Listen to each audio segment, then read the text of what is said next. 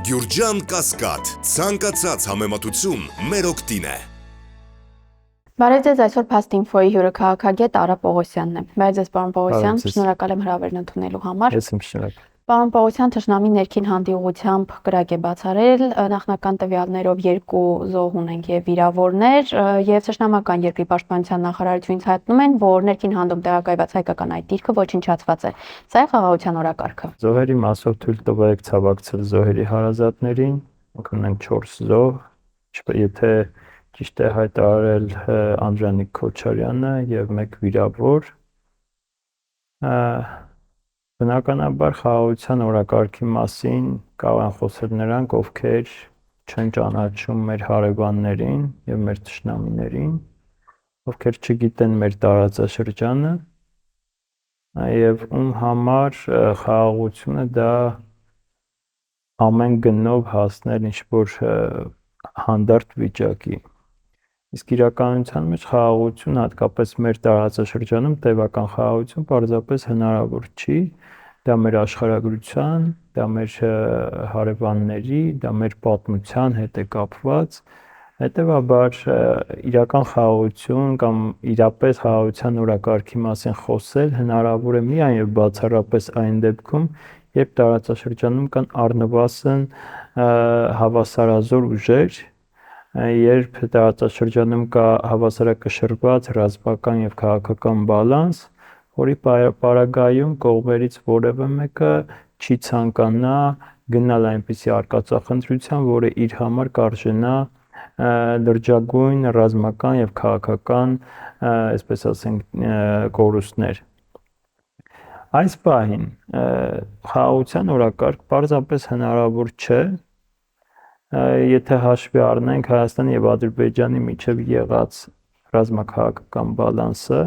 որը խախտված է էականորեն, Ադրբեջանի կողմից պարբերաբար զինվելու այդ մրցավազքը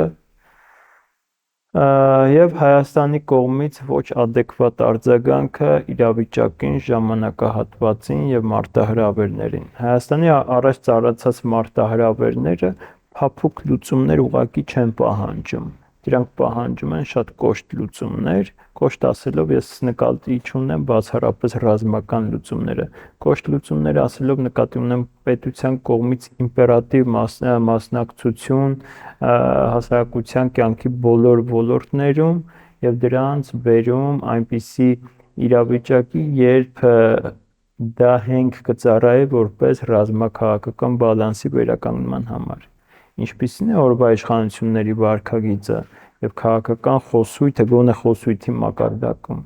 Իմ կողմից ասվածի տրամաբանորեն հակառակը, ինչը ինքնին խոսում է այն մասին, որ խաղաղության օրակարգ պարզապես հնարավոր չէ այս պայմաններում։ Հաշվի առնենք նաև Ադրբեջանի կողմից հայտարարությունները, որտեղ հաճախ ենք ասում, չէ, որ խաղաղությունը միակողմանի գործընթաց չէ, դա գործընթաց է, որը ուղղված է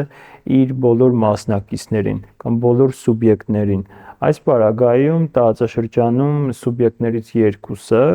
Հայաստանը եւ Ադրբեջանը, առնվազն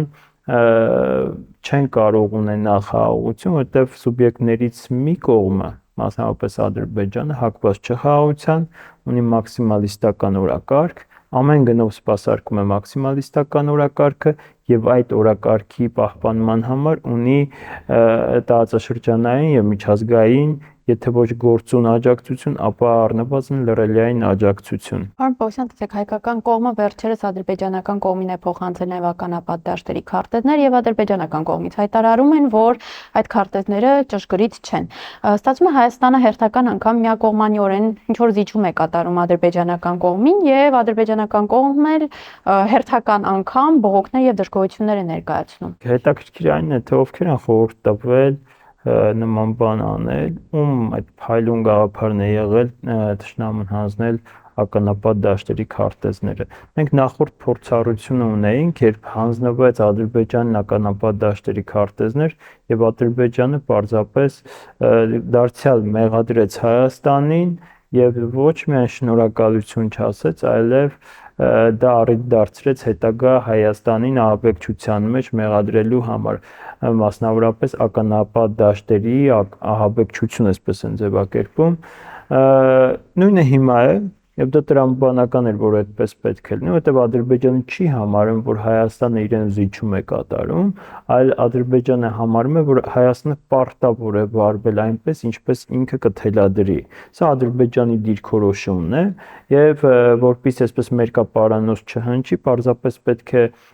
տրամադրել ժամանակ եւ ծանոթանալ Ադրբեջանի պաշտոնյաների, տարբեր պաշտոնյաների, այդ թվում եւ բարձր եւ միջին եւ ցածր պաշտոնյաների հայտարարություններ։ Արդյոք նրանք համարում են, որ Հայաստանը իրենց հետ հավասար ուրեմն պետություն է, ով պետք է իրենց հետ բանակցի եւ այլն, թե Հայաստանը պետություն է, որը ենթարկվել է կապիտուլյացիայի եւ պետք է կատարի իրենց պահանջները։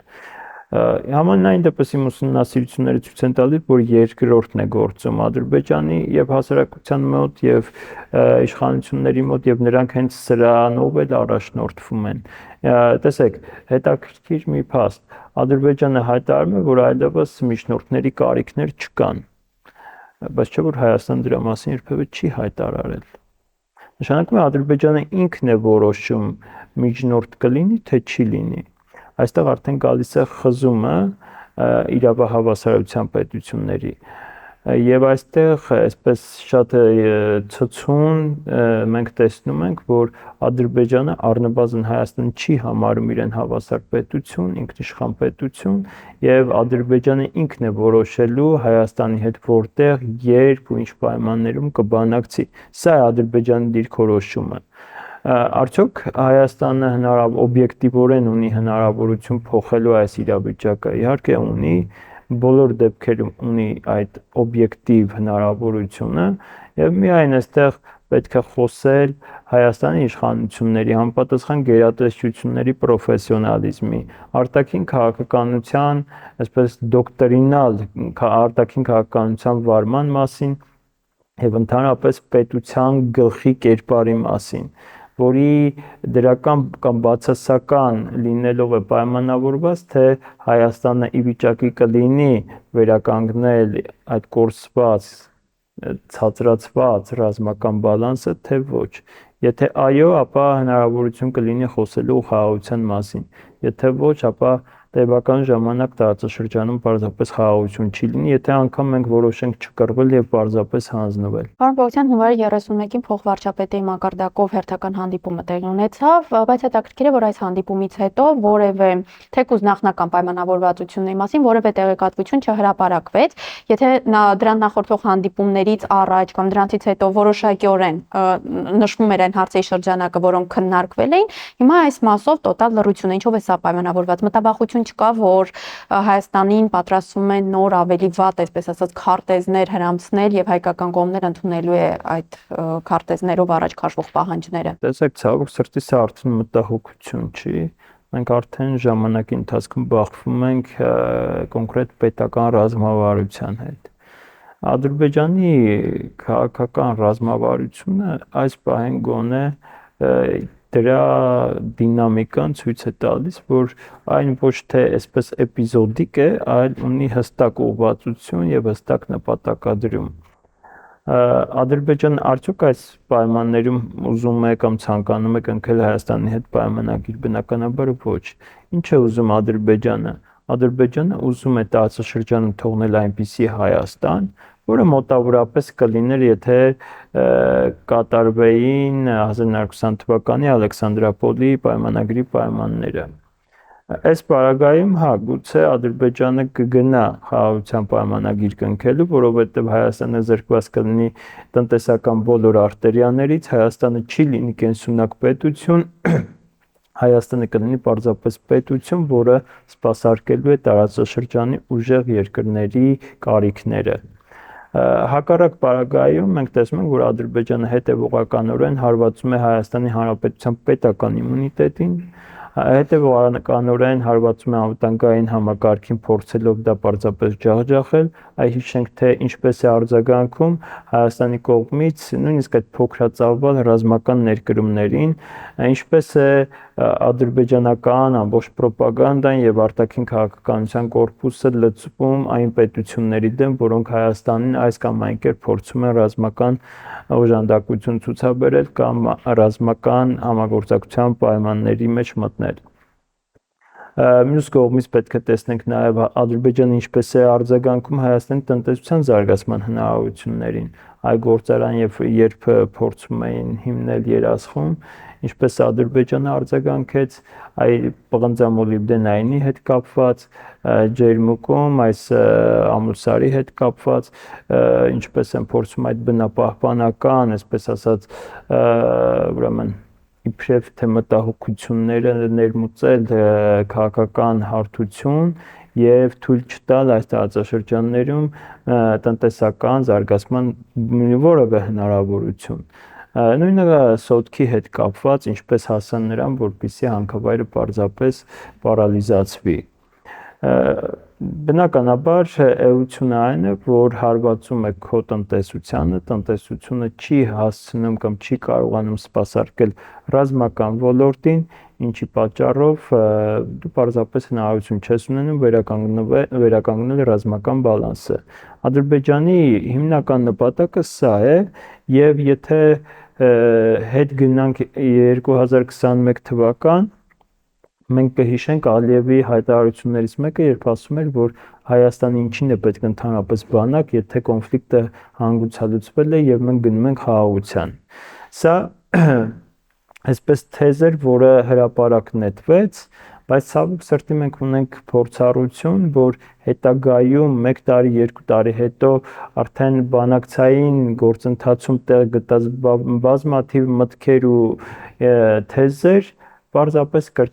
ասվել են առաջին անգամ այսպես հպանցիկ նախկինում եւ դրանք ժամանակի ընթացքում բերվել են քաղաքական օրակարգ։ Հիմա եւս այս մտահոգությունները արդեն ոչ թե պարզապես մտահոգություններ են, այլ հստակ պատկերացում են, որ կա Ադրբեջանում այսպիսի ռազմավարություն, իսկ Հայաստանի կողմից ցավոք սրտի չկա համենայն դեպս գործուն այնպիսի ռազմավարություն, որը Ադրբեջանի ցանկացած քայլի կհակադրեր հայկական քայլ եւ Ադրբեջանը ստիպված կլիներ հրաժարվել այս կամ այն մտքից։ Տեսեք, այսպես կոչված եւ երկար չարչրկված Զանգեզուրյան միջանցք կոչվածը նախորդ տարի արդեն բոլորը այսպես հպարտանում էին, թե Գրենադայից հետո այլևս Զանգեզուրյան միջանցքը դա օրակարգային հարց չի լինի եւ այլն, եւ հանկարծ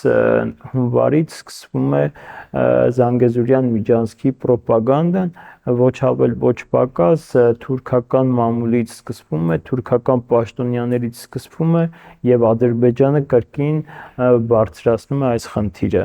Սրանք ցուցիչ են առայն, որ հենց այնպես պարզապես հնարավոր չի գնալ Ադրբեջանի հետ իր պայմաններով որևէ ձևի խաղաղության կնքման։ Պարոն Պողոսյան, Մոսկվայի եւ Բաքվի միջև հիմա բանակցություններ են ընթանում Արցախում ռուս խաղաղապահների տեղակայման մասով։ Եթե խաղաղապահները դուրս գան Արցախից, ստացվում է, որ Արցախի թեման առհավետ կփակվի եւ ոչինչ չի մնա բացի ռազմական ճանապարհով այն հետ բերելը։ Ես կարծում եմ, որ այսպես թե այնպես մենք ունենք հիմա միայն այդ ճանապարհը, անկախ նրանից խաղաղապահները կմնան թե ոչ, Արցախի հարցի լուծման ճանապարհը նույնն է, ինչպես որ փորձում է Ադրբեջանը լուծել։ Ես այլ ճանապարհ ցավոք սրտի չեմ տեսնում, իսկ ինչ վերաբերում է ռուս խաղաղապահների հեռանալուն կամ մնալուն, իմ խորին համոզմամբ դրանով Արցախյան հարցը ոչ բացվելու է եւ ոչ էլ փակվելու է։ Արցախյան հարցը պարզապես հնարավոր չէ հենց այնպես փակել, Արցախյան հարցը մնալու է, Արցախյան հարցը դեռ տարբեր ժամանակներում կրկին վերաբացվելու է, ցավոք սրտի նաև արյունալի բախումներով եւ այդ հարցի լուծումը նաև ձեռնտու չէ որևէ գերտերության այս պահին գործող։ Հետևաբար իմ կարծիքը այն է, որ Արցախյան հարցը մնալու է եւ դա թե Հայաստանի, թե Ադրբեջանի կողմից, եթե նույնիսկ երկու պետություններն էլ որոշեն փակել, պարզապես հնարավոր չի լինելու փակել։ Վերընտրվելուց հետո Իլհամ Ալիևը Սելջուկ Բայրակթարի հետ հանդիպմանը գնացել էր իր որդու հետ։ Կարող ենք ենթադրել, որ նա արդեն որդուն է պատրաստում նախագահի աթոռի համար։ Հաշվի առնելով Ադրբեջանի քաղաքական ավանդույթը, որը ձևավորվել է, կարելի է ասել, որ բնականաբար Ալիևը պատրաստելու է իր համար ժառանգորդ։ Դժվար է ասել այդ ժառանգորդը կլինի իր որդին, դուստրը թե կինը, սա բավական դժվար հարց է, հաշվի առնելով ներքին կոնյունկտուրան, հաշվի առնելով նաև Ալիևներ եւ Փաշաևներ այդ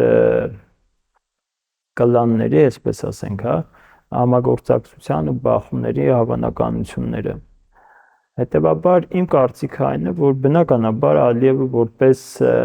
ժառանգաբար փոխանցվող իշխանության կրող պատրաստելու է իր համար ժառանգորդ, սրանում կասկած չունեմ, սակայն դժվար է ասել, թե ով կլինի այդ ժառանգորդը, անգամ եթե հիմա տարբեր միջոցառումների փորձի որդու հետ, դստեր հետ կամ տիկնոջ հետ մասնակցել, դա դեռ իմ խորին համոզմամբ չի նշանակում, որ արդեն ընտրվել է ապագա իրավահաջորդը։ Եվ վերջում, պարոն Պողոսյան, Իլհամ Ալիևը փաստացի վերընտրվեց նախագահի պաշտոնում, տարածաշրջանային քաղաքականության մասով, տարածաշրջանային զարգացումների մասով, ինչ կարելի է սպասել նրա վերընտրվելուց, բան կփոխվի տարածաշրջանային քաղաքականության մեջ, թե կշարունակի նույն կուրսը։ Ես կարծում եմ, որ այն կուրսը, որը գծվել է, դա շարունակվելու է։ Պարբերաբար լինելու են սրացումներ եւ այսպես ավելի տևական խաղաղության հնարավորություններ, ավելի տևական ասելով նկատի ունեմ ամիսներ եւ ոչ թե տարիներ, քանի դեռ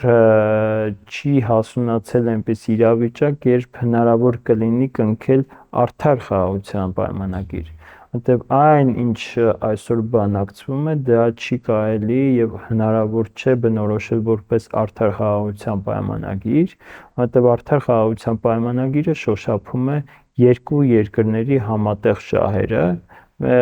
եւ ոչ թե առանձին վերցրած մեկ պետության հաշվին մյուս պետության շահերի սպասարկում։ Այս պարագայում եթե Հայաստանի սուվերեն շահերի հաշվին սպասարկվում են Ադրբեջանի շահեր, այստեղ խաղաղության մասին հնարավոր չի խոսել եւ այստեղ բնականաբար պարբերաբար լինելու են տարբեր սադրանքներ եւ բախումներ։ Ընդ որում բախումներ ասելով ոչ միայն հասկանանք ռազմական, այլ նաեւ դիվանագիտական եւ քաղաքական բախումներ։ Մյուս կողմից քիչ հավանական եմ համարում գոնե հիմա արդար խաղաղության պայմանագրի հասնելու սցենարին, որովհետև Հայաստանը, ինչպես նշեցի, առնվազն ցույց չի տվել իր հստակ նպատակադրված նպատակը եւ ռազմավարությունը, որ գնում է որոշակի ուղղությամբ։ Մենք տեսնում ենք Հայաստանի Հանրապետության կողմից այսպես էպիզոդիկ քայլեր, ռեակտիվ արտաքին քաղաքականություն, որը չի համապատասխանում ժամանակակից արտաքին քաղաքականության եւ ժամանակակից դիվանագիտության պահանջներին, այլ ընդհանրապես տպավորություն է, որ փորձ է արվում այս կամ այն իրավիճակին արձագանքելով շահել ժամանակ։ Ու շահած ժամանակը ըստ էության որպես կանոն ի վնաս մեզ է, որովհետև այդ ժամանակահատվածում թշնամին հզորանում է, իսկ մենք չգիտեմ ինչով ենք զբաղվում։ Շնորհակալ եմ հարցազրույցի համար։ Այսօր իմ հյուրը քաղաքագետ Արա Պողոսյանն էր։ Համախմբենք եւ փրկենք հայրենիքը ներքին ու արտաքին թշնամուց։ Մինչ նոր հանդիպում։